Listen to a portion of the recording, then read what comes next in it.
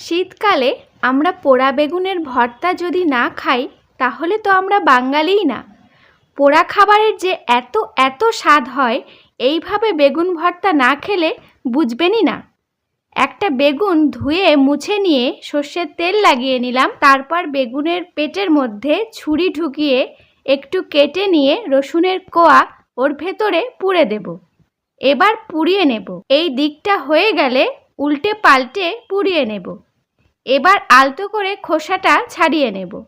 এবার কড়াইয়ে তেল দিয়ে পেঁয়াজ কুচি, কাঁচা লঙ্কা কুচি, টমেটো কুচি, স্বাদমতো লবণ দিয়ে ভেজে নিয়ে একটা ডিম ভেঙে দিয়ে নেড়ে ধনেপাতা কুচি দিলাম। এবার পোড়া বেগুন দিয়ে সামান্য হলুদ দিয়ে মিশিয়ে নিয়ে গরম মশলার গুঁড়ো দিয়ে নামিয়ে নেব। এবার গরম গরম রুটি বলুন আর ভাজে কোনোর সঙ্গেই এই ভর্তা খেতে পারেন।